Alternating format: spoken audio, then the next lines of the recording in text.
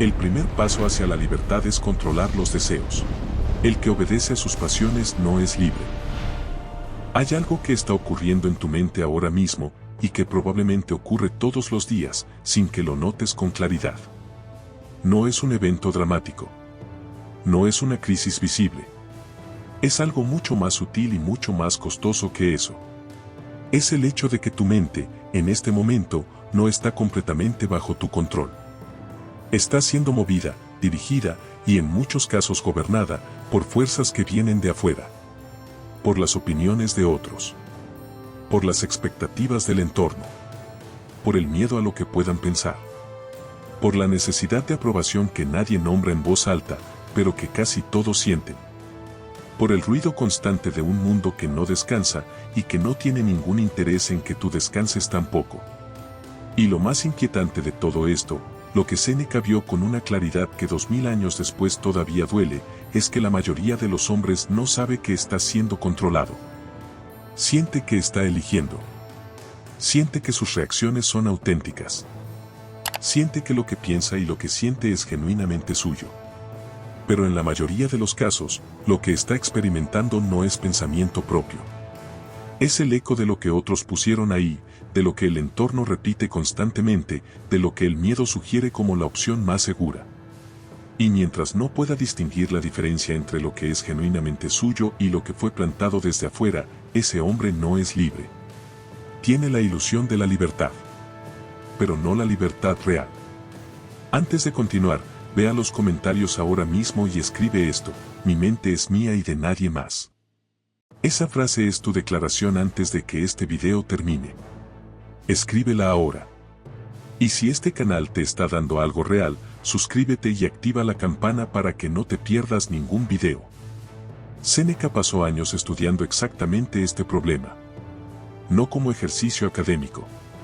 Como urgencia personal. Como la pregunta más importante que un hombre puede hacerse: ¿quién gobierna mi mente? ¿Yo o lo que llega de afuera? Y la respuesta que encontró, la que desarrolló con una precisión que ningún psicólogo moderno ha mejorado del todo, es lo que este video va a entregarte. No como teoría. Como herramientas concretas que puedes empezar a aplicar hoy mismo. Quédate hasta el final, porque lo que viene en los últimos minutos es lo que menos hombres están dispuestos a examinar sobre sí mismos. Y es exactamente por eso que es lo más importante. La mente que no se conoce es una mente que puede ser manejada. Empecemos por el principio. Por la raíz de todo lo que vamos a desarrollar en este video. Y la raíz es esta: la mente que no se conoce a sí misma es una mente que puede ser manejada. No porque alguien esté activamente intentando manipularla, aunque a veces eso también ocurre. Sino porque la mente que no se examina opera en automático. Reacciona antes de elegir. Siente antes de pensar. Actúa desde el impulso antes de actuar desde la intención. Y el hombre que opera desde el automático, sin saber que está operando desde el automático, es exactamente el hombre más fácil de mover, de influir, de desviar de su propio camino. Séneca lo decía de una forma que no tiene vuelta: la mayoría de los hombres no vive, simplemente ocurre. No elige, simplemente reacciona. Y la diferencia entre vivir y ocurrir, entre elegir y reaccionar, es exactamente la diferencia entre el hombre que gobierna su mente y el hombre cuya mente es gobernada por lo que llega de afuera. Piensa en la última semana. ¿Cuántas de tus reacciones fueron genuinamente elegidas y cuántas simplemente ocurrieron? ¿Cuántas veces dijiste algo que luego lamentaste, porque las palabras salieron antes de que tu criterio pudiera evaluarlas? ¿Cuántas veces te dejaste llevar por una emoción que a las 2 horas ya no tenía la misma fuerza, pero que en el momento produjo consecuencias que sí se quedaron? ¿Cuántas veces respondiste al ritmo de alguien más, en vez de al ritmo que tú habrías elegido si hubieras tenido un segundo más para pensar? Eso no es debilidad de carácter. Es el funcionamiento normal de una mente que no ha sido entrenada para conocerse. Y la buena noticia, la que Séneca pasó su vida documentando, es que esa mente puede entrenarse. No de golpe. No en una revelación dramática. Sino en los momentos pequeños, cotidianos, aparentemente insignificantes, donde la diferencia entre reaccionar y elegir se decide en cuestión de segundos. Y aquí está lo que nadie te dice sobre conocer tu propia mente. No es un proceso cómodo. Porque cuando empiezas a examinar con honestidad lo que realmente te mueve, lo que realmente te perturba, lo que realmente gobierna tus decisiones cuando la presión llega, vas a encontrar cosas que preferirías no ver. Miedos que creías superados. Necesidades que no querías admitir. Patrones que se repiten aunque hayas prometido que no se iban a repetir. Y la tentación en ese momento es cerrar el examen y volver a operar en automático. Porque el automático es más cómodo. El automático no exige honestidad. Pero el hombre que cierra ese examen también cierra la posibilidad de gobernar su propia mente. Y el hombre que no puede gobernar su propia mente es el hombre cuya mente va a ser gobernada por lo que llegue de afuera. No porque sea malo. No porque sea débil. Sino porque ese es el resultado inevitable de una mente sin dueño. Retírate dentro de ti mismo todo lo que puedas. El enemigo más peligroso está adentro, no afuera. Y aquí llegamos al punto que más incomoda.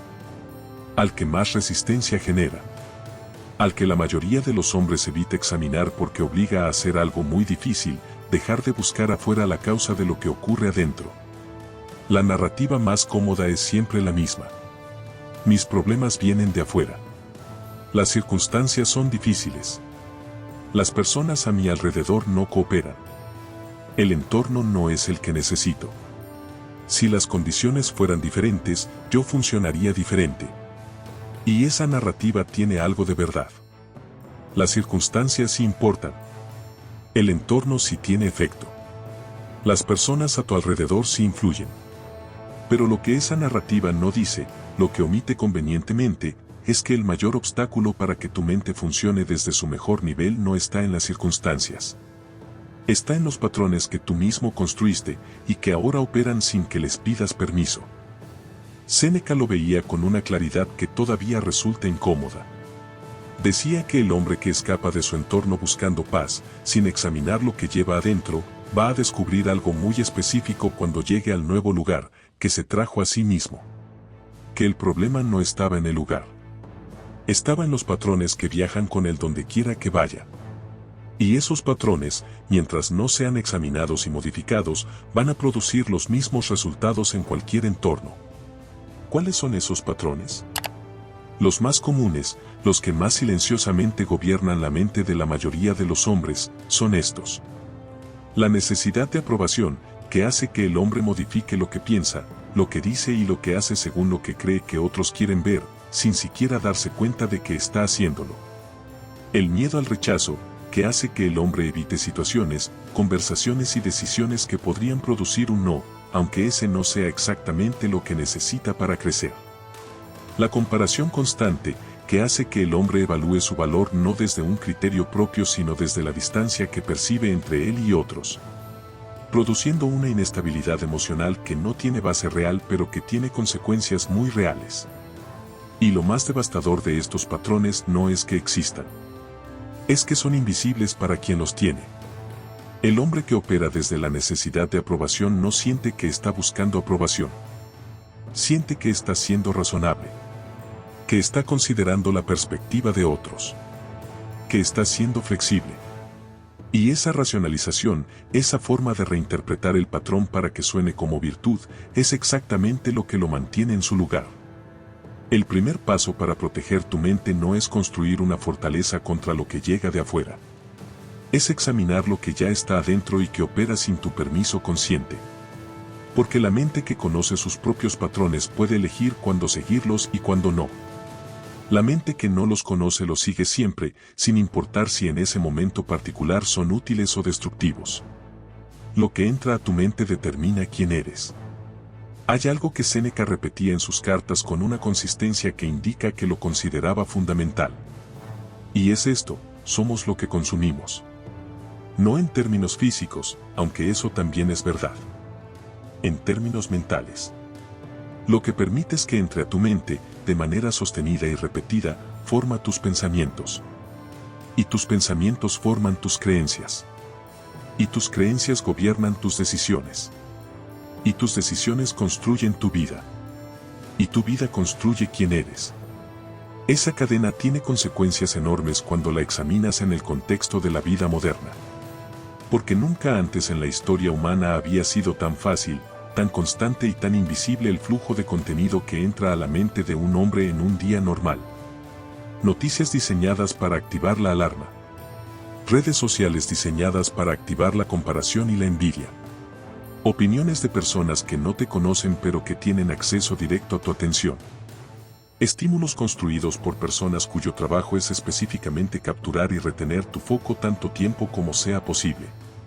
Y ese flujo, si no lo gestionas activamente, no llena tu mente de manera neutral. La llena de manera específica. La llena de ansiedad sobre el futuro. De comparaciones que producen insatisfacción. De opiniones ajenas que compiten con tu propio criterio. De urgencias que no son tuyas pero que tu mente procesa como si lo fueran. Y todo eso ocurre sin drama. Sin que sientas que algo malo está pasando. Porque se siente exactamente como estar informado, conectado, al día. Séneca vivía en Roma, que era el centro del mundo conocido en su época, con todo el ruido, la política y la agitación que eso implicaba. Y aún así encontró formas concretas de gestionar lo que permitía entrar a su mente. Buscaba el silencio deliberadamente. Elegía con cuidado con quién pasaba su tiempo. Limitaba su exposición a conversaciones que no producían pensamiento propio sino simplemente eco del pensamiento ajeno. Y aquí está lo que nadie dice sobre gestionar lo que entra a tu mente. No es un proceso de privación. No es volverse un ermitaño que evita el mundo. Es un proceso de intencionalidad. De decidir activamente que merece tu atención y que no. De tratarte a ti mismo con la misma seriedad con que tratas cualquier otro recurso valioso. Si no comerías algo que sabes que te hace daño de manera repetida, ¿por qué consumirías contenido que sabes que te perturba, te compara o te aleja de tu propio criterio, de manera igualmente repetida? La mente que protege lo que entra no está cerrándose al mundo. Está eligiendo cómo relacionarse con él. Y esa elección, sostenida en el tiempo, produce una calidad de pensamiento que la mente que consume todo sin filtro simplemente no puede producir. Asociarse con personas que nos van a hacer mejores es algo que todos los hombres deberían anhelar. El espacio entre lo que llega y lo que decides. Este es el territorio más concreto y más inmediatamente aplicable de todo lo que vamos a desarrollar hoy. Y también el que más trabajo requiere al principio, porque va contra uno de los impulsos más fuertes que tiene la mente humana, el impulso de responder de inmediato. Hay un espacio, pequeño pero absolutamente real, entre lo que llega a tu mente y lo que decides hacer con ello. Entre el estímulo y la respuesta. Entre lo que alguien te dice y lo que tú contestas. Entre lo que sientes en un momento dado y cómo actúas a partir de ese sentimiento. Ese espacio existe en todas las interacciones. Al principio es tan pequeño que parece que no existe. La reacción llega antes de que puedas siquiera notarla. Pero está ahí. Y en ese espacio, cuando se aprende a habitarlo, vive toda la diferencia entre el hombre que es gobernado por lo que llega y el hombre que elige cómo responder a lo que llega. Los estoicos llamaban a este espacio la facultad del juicio. Y lo consideraban el activo más valioso que un hombre puede tener. Más valioso que la riqueza, más valioso que el poder, más valioso que la salud misma. Porque la facultad del juicio bien entrenada produce libertad real. No la libertad de que las circunstancias sean como quieres, sino la libertad de que tu respuesta a las circunstancias sea genuinamente tuya. ¿Cómo se entrena ese espacio? No en los momentos grandes. No en las crisis dramáticas donde todo está en juego. Se entrena exactamente en los momentos pequeños y cotidianos que nadie ve y que la mayoría descarta como insignificantes. El mensaje que te llegó y que te irritó. En vez de responder inmediatamente, esperas 10 minutos. Ese tiempo no cambia los hechos. Pero cambia el estado desde el que respondes. Y el estado desde el que respondes cambia todo lo que sigue. La crítica que recibes y que activa tu defensa automática. En vez de responder desde esa defensa, haces una pausa. Te preguntas si hay algo útil en lo que escuchaste, antes de decidir qué hacer con ello. Y a veces la respuesta es no, no hay nada útil. Pero el proceso de hacer la pregunta te pone en una posición de elección que la respuesta automática nunca te hubiera dado. La situación que te genera ansiedad y que normalmente produciría una espiral de pensamiento que se alarga horas. En vez de seguir esa espiral automáticamente, la nombras. La reconoces como ansiedad. Y te preguntas qué parte de lo que estás sintiendo corresponde a algo real y qué parte es el patrón amplificando más allá de lo que la situación justifica. Cada uno de esos momentos pequeños es un entrenamiento. Y el entrenamiento acumulado produce algo que los grandes gestos esporádicos nunca pueden producir, una mente que elige su respuesta en vez de simplemente tenerla. La opinión de otros no es tu verdad. Esta sección es posiblemente la más liberadora de todo el video. Y también la que más resistencia genera. Porque va contra algo que la mayoría de los hombres ha internalizado tan profundamente que ya no lo percibe como condicionamiento. Lo percibe como realidad. La opinión de otros no es tu verdad. Parece simple. Parece obvio cuando se dice así. Pero cuando examinas cómo opera la mayoría de los hombres en su día a día, descubres que actúan exactamente como si lo fuera.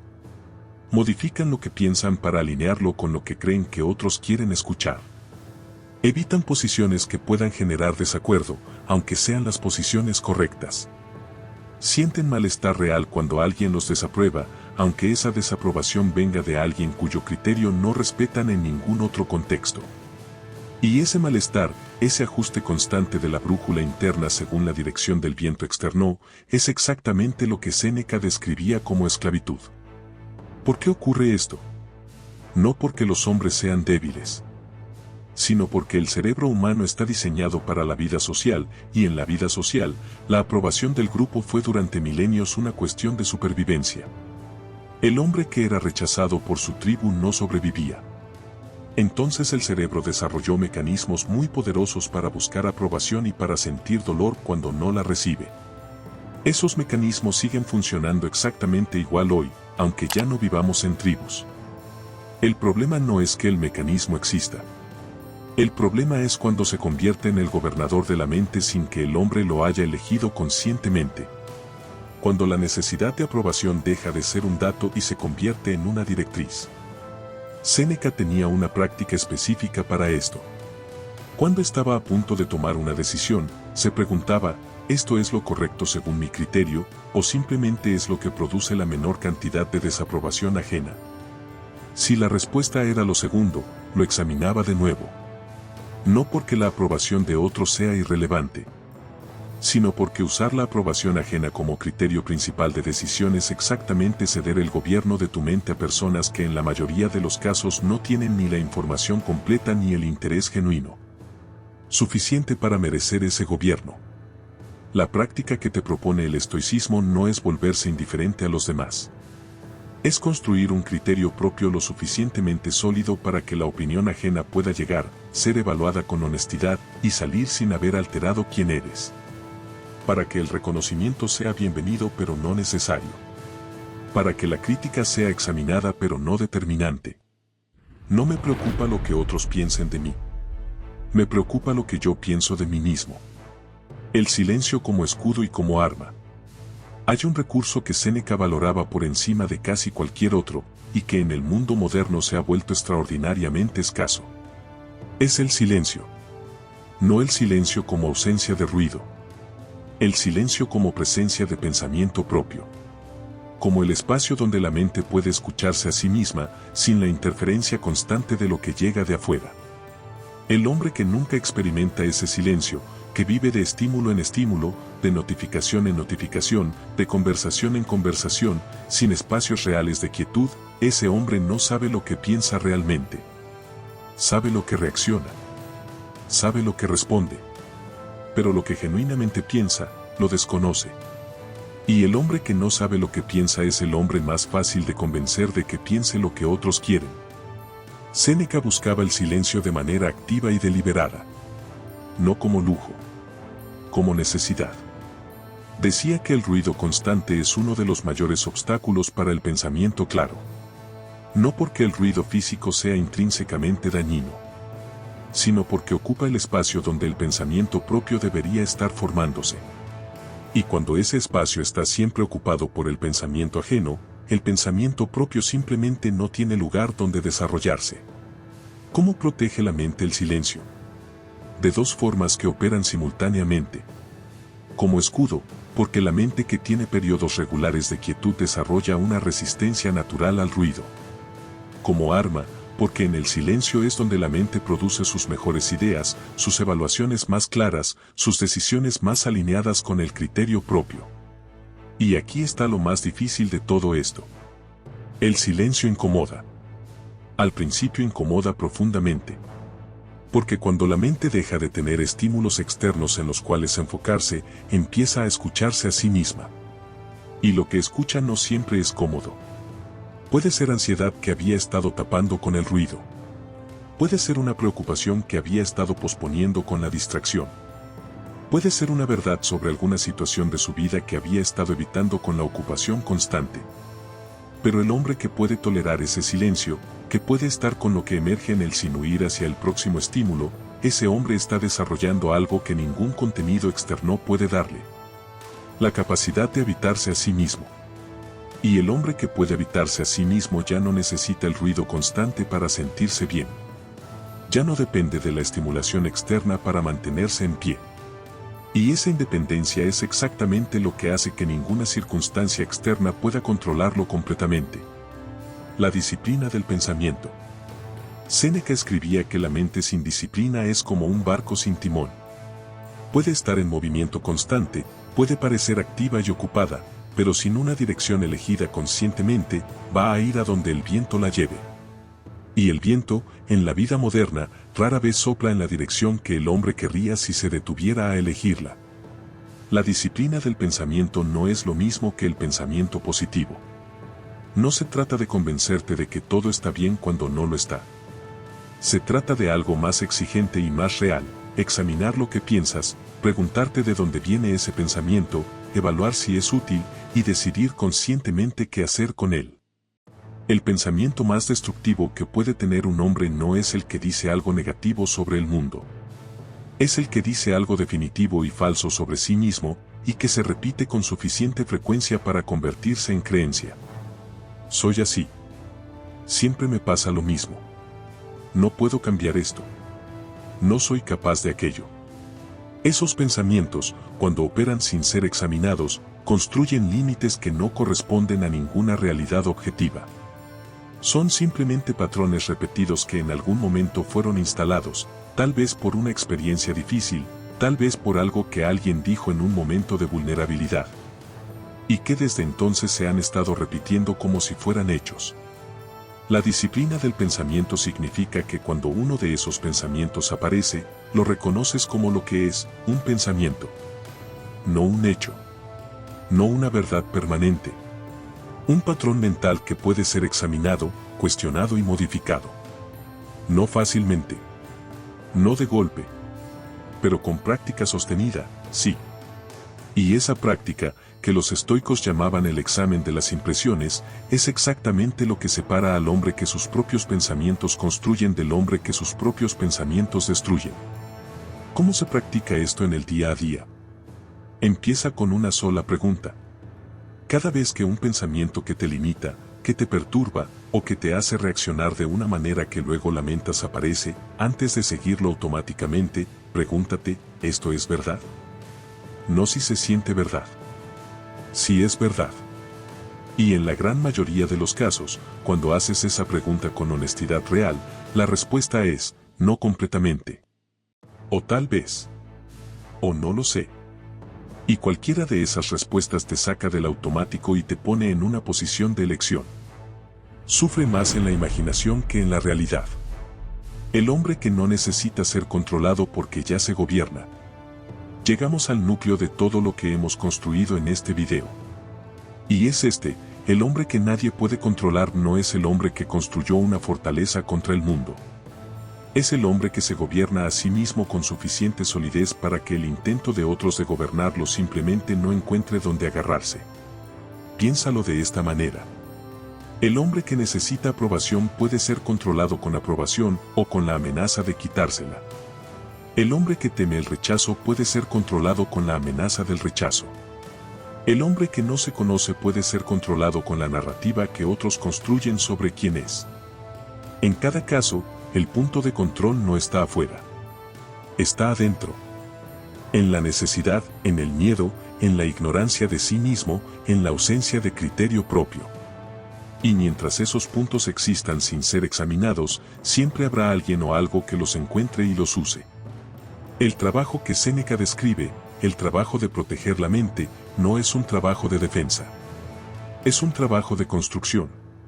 De construir un centro interno tan sólido, tan genuinamente propio, que lo que llega de afuera pueda ser evaluado desde ese centro sin alterar el centro mismo. No porque lo externo sea irrelevante, sino porque ya no es determinante. Puede informar, puede provocar reflexión, puede aportar perspectiva, pero no puede gobernarte, porque el gobierno ya está ocupado por ti. Ese hombre no es frío, no es indiferente, no es el hombre que no siente, es el hombre que siente y que aún así elige, que recibe la crítica y la examina antes de decidir qué hacer con ella, que experimenta la presión social y la evalúa antes de ceder o no ceder, que siente la atracción del impulso y considera si vale la pena seguirlo antes de actuar, que vive completamente en el mundo, con toda su complejidad y su ruido y su capacidad de perturbar, pero que vive desde un lugar que el mundo no puede alcanzar sin su permiso. Séneca lo construyó siendo uno de los hombres más poderosos de Roma, con todos los recursos del mundo a su disposición y todos los peligros del poder a su alrededor. No porque tuviera circunstancias fáciles, las tenía extraordinariamente difíciles, sino porque había construido ese centro con años de práctica, de examen, de disciplina del pensamiento, de silencio deliberado, de elección consciente sobre lo que permitía entrar a su mente y lo que no. Y ese trabajo que él hizo en las condiciones más exigentes que podamos imaginar, está disponible para ti ahora mismo. No mañana. No cuando las circunstancias mejoren. Ahora. Con los momentos pequeños de hoy.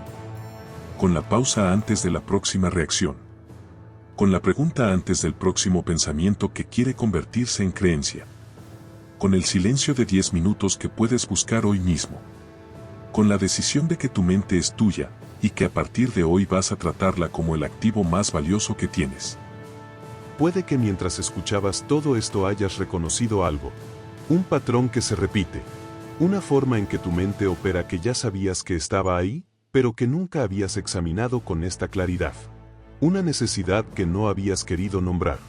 Un miedo que actúa desde las sombras y que mueve más de lo que te gustaría admitir. Ese reconocimiento no es una acusación.